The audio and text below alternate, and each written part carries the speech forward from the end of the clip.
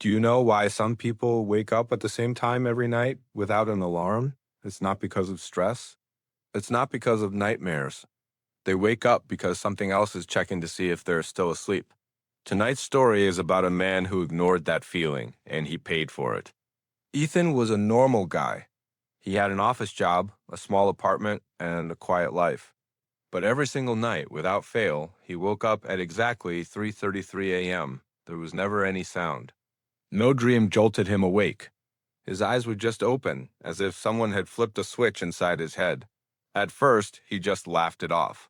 He told himself it was just a bad sleep schedule, nothing more.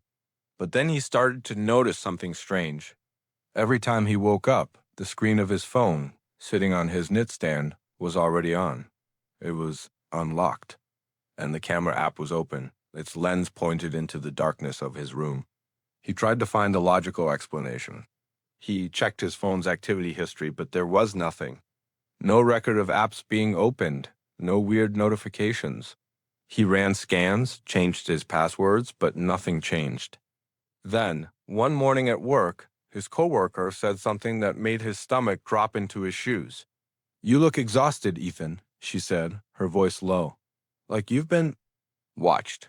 He forced a laugh, trying to brush it off as a joke. But she wasn't smiling. "Whatever you do," she whispered, leaning closer, "don't look behind you when you wake up at 3:33. Ethan didn't ask her how she knew. He didn't ask what she meant. He just pretended he didn't hear her and walked away. That night, the clock ticked past midnight, and he fell into a restless sleep. And then his eyes snapped open. The red numbers on his alarm clock glowed 3:33 a.m., but this time was different. This time, his phone vibrated against the nightstand.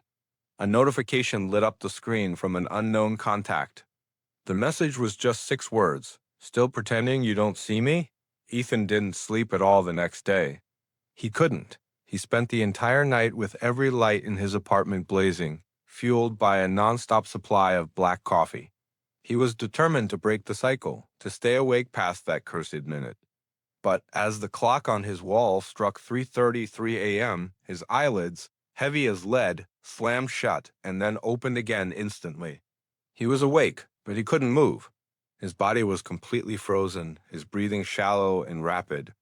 It was sleep paralysis. He tried to scream, to force any sound from his throat, but all that came out was a choked gasp. And that's when he heard it breathing. It wasn't his own. It was a slow, deep, patient sound. And it was coming from right behind his bed. In the terrifying silence, his phone screen lit up again. The camera app was open just like before. But this time, the screen wasn't black. It was showing his room. It was showing him paralyzed in bed. And in the grainy image, he could see the dark shape of something standing just behind him. The next morning, as soon as he could move, Ethan threw himself into a frantic search online. He scoured forums, old blogs, and forgotten threads, typing in every keyword he could think of. Waking up at 3:33, can't move, something in my room. Finally, buried deep within a forgotten message board, he found a single post with no replies. The title sent a shiver down his spine. "If you wake up at 3:33 a.m., read this." The post was short, just a list of simple rules. Rule 1, do not turn around. Rule 2, do not close your eyes again. Rule 3, do not acknowledge that you see it. And then there was the last rule, underlined 3 times. If it knows you're aware of it, it doesn't leave. Ethan's hands were shaking so hard he almost dropped his phone, because last night he hadn't just seen it. He had looked directly at its reflection on his phone's screen, and in that reflection, for just a second, he saw it look back. That night was the final night. Ethan knew it. He set up webcams in every corner of his room, pointing them at his bed. He turned on every light, banishing every shadow. He sat on his bed, back pressed against the headboard, telling himself over and over that he would stay calm, that he would follow the rules. The seconds ticked by. 3:32. And then 3:33. His eyes opened. He was lying down, his head on the pillow, even though he had been sitting up just a moment before. His phone vibrated on his chest. A new message appeared. "Good. You're learning. Then the breathing started. It was closer this time, right beside his ear. He felt the mattress dip slowly under an unseen weight.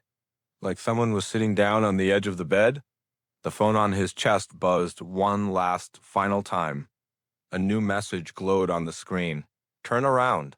I want to see if you still look like yourself. And in that moment, all the rules, all the warnings shattered. Ethan broke the rules. He turned his head. When the police entered Ethan's apartment 2 days later, they found it completely empty. There were no signs of a struggle, no broken locks, nothing out of place. It was as if he had simply vanished. The only thing they found was his phone lying on the bed. The camera app was open. The last recorded video was 12 seconds long. It showed Ethan's face staring into the camera, his eyes wide with a terror that seemed to go beyond fear.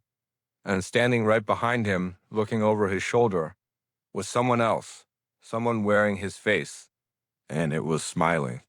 Some people say that if you start waking up at 3:33 a.m., it's already too late.